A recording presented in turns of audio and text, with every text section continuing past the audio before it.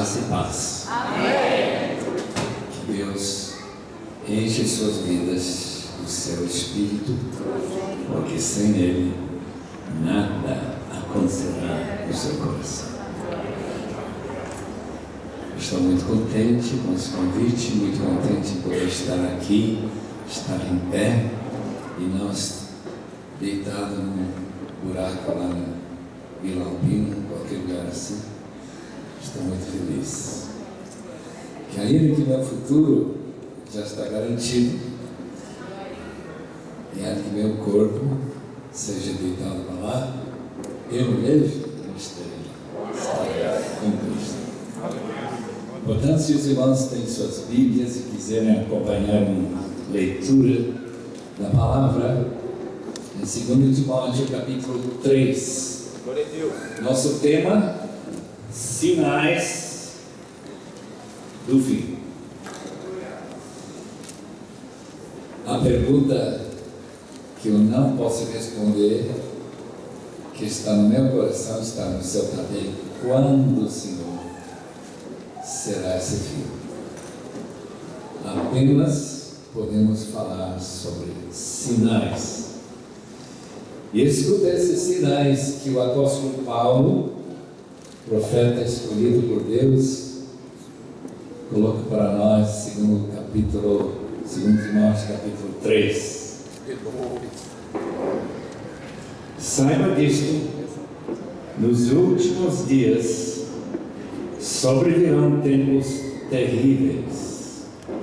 Os homens serão egoístas, avarentos, presunçosos, arrogantes, blasfemos, desobedientes aos pais, ingratos, ímpios, sem amor pela família, irreconciliáveis, caluniadores, sem domínio próprio, cruéis, inimigos do bem, traidores, precipitados, soberbos, mais amantes dos prazeres do que amigos de Deus, tendo aparência de piedade, mas negando o seu poder.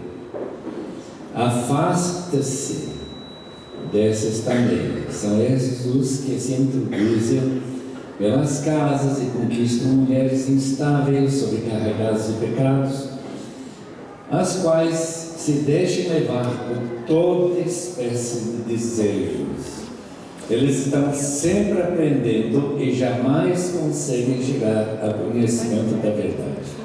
Como Jannes e Jambres se opuseram a Moisés, esses também resistem à verdade, a mente deles é depravada, são reprovados na fé, não irão longe, porém, como no caso daqueles, a sua insensatez se tornará evidente a todos. O Deus, autor desse texto, como da Bíblia inteira, queremos te agradecer todos aqueles sinais que tu colocaste na tua autoridade máxima sobre os acontecimentos. Rogamos que tua bênção caia sobre cada um, que tu nos des mentes que discernem entre erro e a verdade. E nós queremos somente absorver a verdade, em nome de Jesus. Amém. Amém, Senhor. Fiquem à vontade. Se quiserem ficar em pé, Deus abençoe. Se quiserem ficar sentados também. Estamos aqui com o motivo de unidos escutar o que Deus tem a nos dizer acerca dos eventos, as realidades que precederão a volta de Nosso Senhor, quando tudo vai mudar. Os gregos tinham uma ideia de que a história é uma roda que vai girando eternamente. Nós que temos esta orientação segura de Deus, sabemos que a história não é assim, não. A história se repete em muitas áreas, mas ela vai progredindo tão seguramente como aquele que está em cima do ar, voando a 900 km por hora. Nós tivemos em casa algumas crianças que saíram da rua e foram adotadas por uma família na América. Quando, depois de uns meses, eles conseguiram a papelada toda, eles foram para Grand Rapids. Minha esposa foi com eles, e quando eles subiram naquele avião, que eles nunca tinham imaginado como que era lá em cima, eles ficaram olhando e disseram: por que paramos? Por que estamos parados aqui no meio do ar? Meus irmãos, muita gente acha que estamos parados, não é verdade? Estamos correndo a 900 km por hora. E nosso destino já está garantido. O aeroporto celestial nos aguarda. Então vamos dar uma rápida pincelada sobre o que Jesus disse quando os discípulos fizeram essa pergunta há quase 2000 anos atrás, 1960 anos atrás, mais ou menos. Mateus 24 tem uma lista de eventos e de atitudes que vão dominar a história da humanidade. E nós podemos, com toda segurança, se interpretarmos corretamente estes sinais, saber o que está acontecendo e como interpretá-lo. Em 1260, Joaquim Fiore, italiano, predisse que Jesus estaria voltando no século XIII. E nós estamos em um novo milênio, centenas de anos depois da sua predição. Muita gente imaginava que Jesus voltaria antes do ano 1000, e nós já passamos o ano 2000. Em outras palavras, aquilo que Jesus disse em suas escatologias é que nós não vamos saber quando vai acontecer, mas que há sinais interessantes, segundo capítulo 5 de 1 Tessalonicenses, segundo o profeta apóstolo Paulo. Jesus volta como ladrão, e como ladrão entra na casa. Já tivemos alguns abençoados ladrões entrar na nossa casa, porque eles vêm lá ordenados por Deus para nos ensinar a não gostar demais de coisas materiais. Nosso lar não é aqui. Portanto, quando eles entram, a gente não imagina. Mas eu lembro essas vezes que nós chegamos em casa lá tudo aberto e tudo assim, uma bagunça. Diz: glória a Deus. Este mundo não é nosso lar. Este é outro lar. E obrigado, Senhor, que eles não ficaram escondidos com revólver apontado para nós. Jesus volta como ladrão, mas vocês não são da noite, porque esse dia lhes pegue de surpresa. Portanto, nesta manhã, os irmãos que acreditam na palavra podem ficar confiantes que, se você conhece como que os eventos estão alinhados para que Jesus volte, não vão ficar surpresos. Naturalmente, aqueles que morrem, aqueles que estão no cemitério, cristãos de verdade, aguardando a última trombeta, eles, por exemplo, a minha mãe, que faleceu lá na Bolívia em 59, ela está aguardando desde lá para cá a volta de Cristo. Ela não deixava de nos escrever quando nós estudávamos longe de casa, em internatos, que nós deveríamos esperar a volta de Cristo. Ela está aguardando desde 59 até 2013, quase 14. O que ela está fazendo? A Bíblia não diz nada sobre o que ela está fazendo. A Bíblia apenas diz que ela está com Cristo, mas não diz nada sobre como passa o tempo depois de morrer. E eu imagino que seria bem interessante se aquele texto que diz 1 ano, ou melhor, um dia com o Senhor é como 1000 anos. Portanto, este dia, 15 de novembro de 2013, é como 1000 anos. Mas também, com Deus, 1000 anos é como um dia. Eu posso imaginar que a minha mãe, meu pai, que faleceu em 78, que eles estavam aguardando Jesus com alguns minutos apenas para a volta de Cristo. E quando eu chegar lá, que não deve demorar muito, né? Já passei 84, eu chego lá e que essa volta de Cristo, que demorar mais 300 anos, os irmãos já há muito tempo enterrados na Vila Albina, onde quer dizer, lá em Mato Grosso, diz: olha, Jesus voltou em quantos minutos? 3 horas.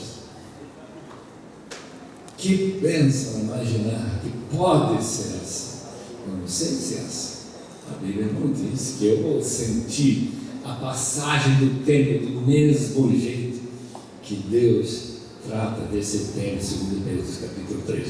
Já encontraram Mateus 24. Agora é só notar alguns pontos chaves nesse texto que tratam dos sinais do fim.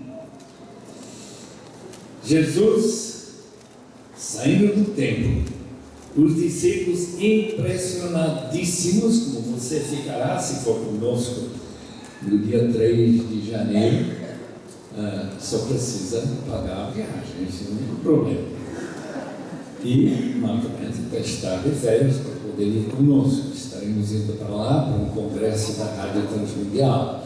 Mas quando a gente sai daquela área, do que resta da plataforma em que o templo foi construído, tem pedras tão enormes e pesadas, toneladas e toneladas, que a gente fica encucado como que essa gente da época de Jesus, Herodes Grande, que colocou todas as pedras por aí, mas ele mandou colocar.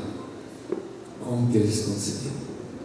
Então os discípulos estavam muito impressionados. Como qualquer pessoa que vê só a gosto desse troço. Surgiu então essa pergunta. Primeiramente a palavra de Jesus. Eu lhes garanto que não ficará aqui pedra sobre pedra, serão todos derrubados. Os irmãos vão ficar muito surpresos. Não tem nenhuma pedra no templo de Herodes em pé por aí. Cumpriu-se totalmente e especificamente essa promessa de Jesus. Agora os discípulos naturalmente vão ficar perguntando: quando, Senhor? Quando que isso vai acontecer? 3 perguntas. Versículo 3, chegando no Monte das Oliveiras, a gente olha para o templo que está na sua frente, uns 2 quilômetros distantes, Assentado no Monte das Oliveiras, os discípulos dirigiram-se a ele em particular e disseram: dize-nos quando acontecerão essas coisas, e qual será o sinal da tua vinda e do fim dos tempos? 3 perguntas. Quando essas pedras vão ser derrubadas? Quando que haverá o sinal da tua vida? Talvez a última trombeta, talvez outro sinal. E qual vai ser o indicador que a história, este século, que não é a palavra 100 anos, não tem nada a ver com o século 20, século 21, nada disso.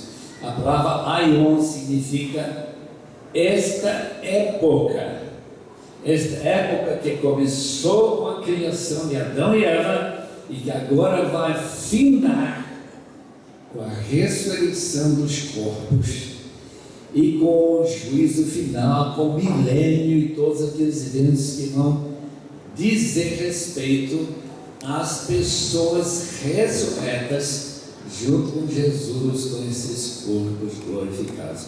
Por favor, Senhor, nos instrua quando que vai acontecer, porque se vai acontecer durante a minha vida, eu quero ficar preparado. Só que Jesus não responde essa pergunta. De maneira que você tem que ser preparado em 1260, com Joaquim Fiore, ou você tem que ficar preparado com Agostinho no século IV a V, e assim por diante de todos esses anos até 2013. Por quê?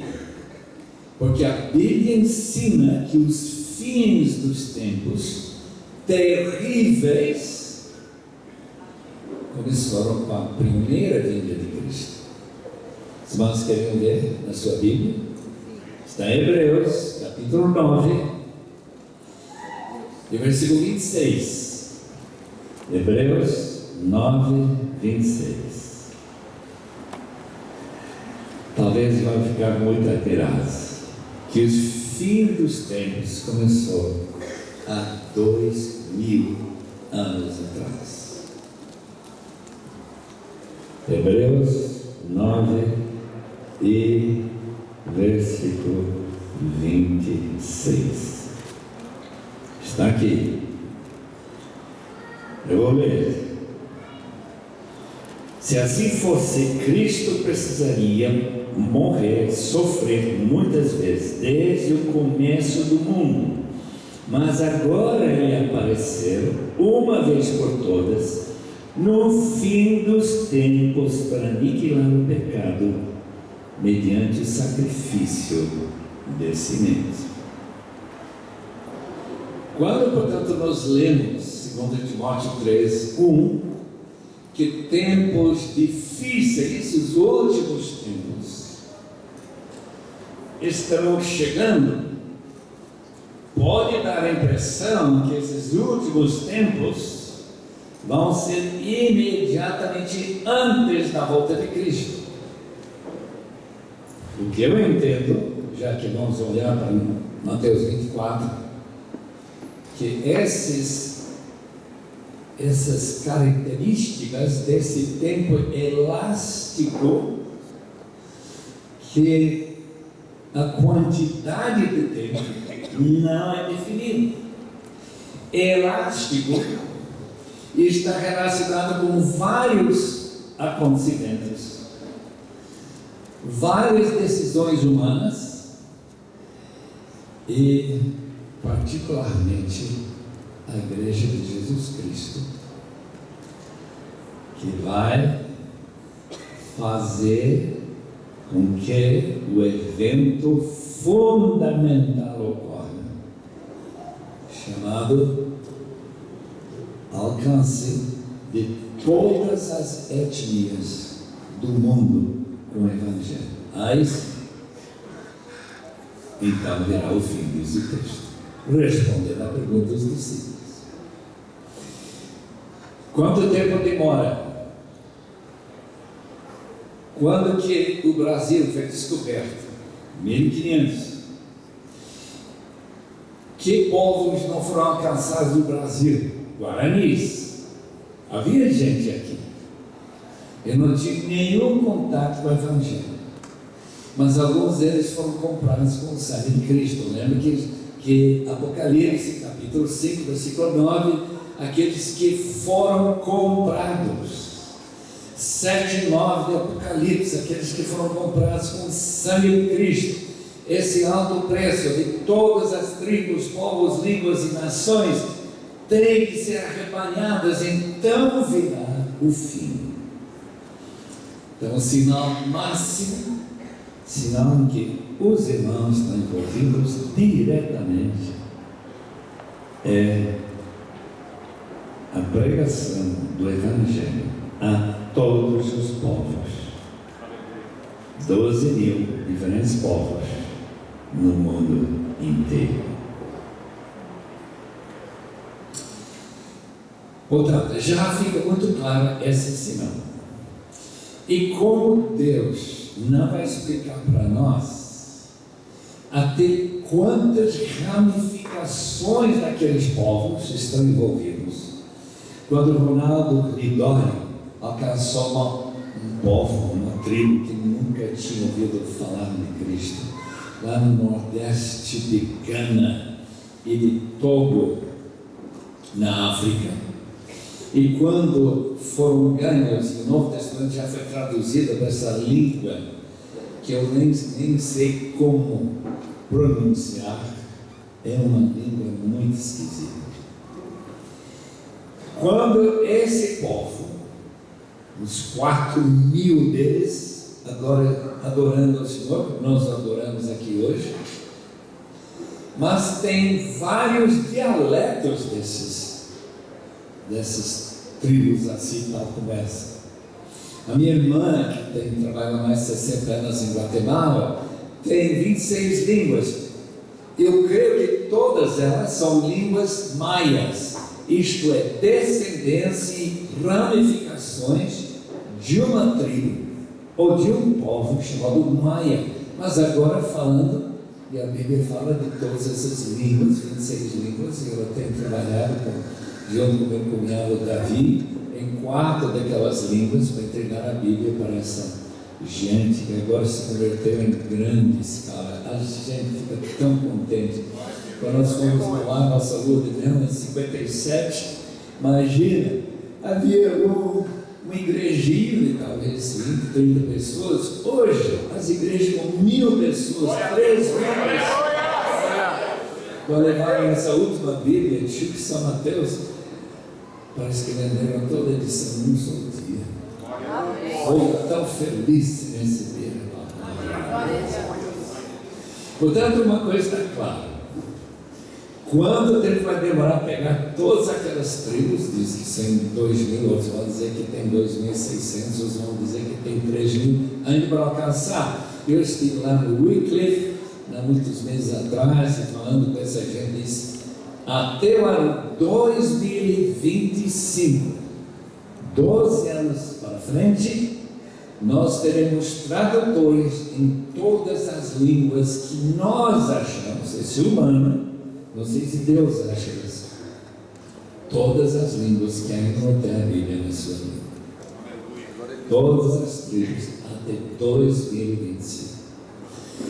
Glória a Deus. Capítulo 24 de Mateus. Já que temos o fim bem claro, vamos ver agora o que vai acontecer até o fim, em que nós estamos vivendo neste dia de novembro de 2013. A primeira coisa que Jesus menciona são os chamados enganadores, os falsos cristos. Falsos cristos são pessoas que se levantam como se fossem gente com autoridade de falar em nome de Deus.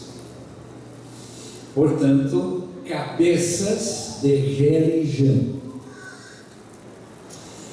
Maior de todos, até agora, é um indivíduo do século VII chamado Mohammed. Os seus seguidores há no mundo em torno, nós não temos números exatos, nem poderíamos ter, de 1,3 bilhão de seguidores desse falso Cristo.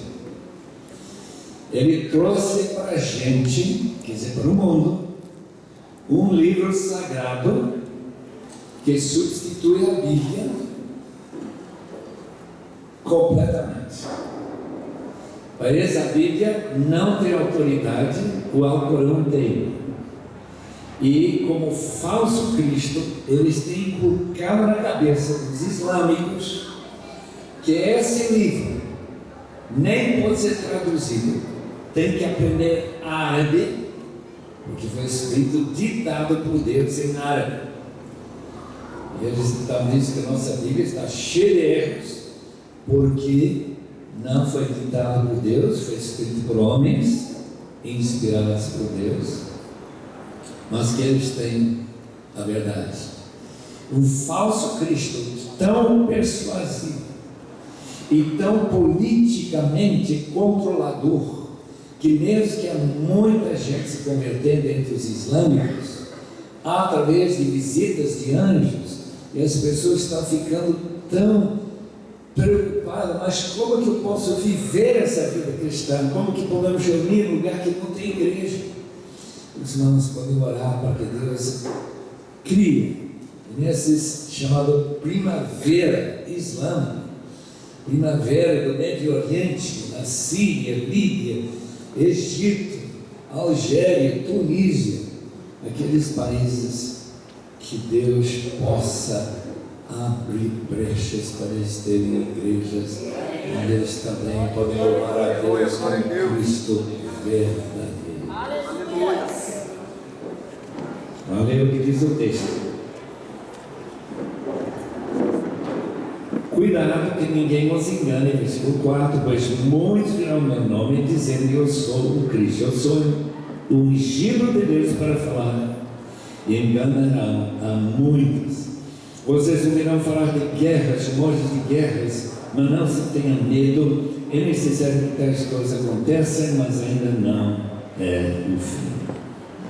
Quando que é o fim?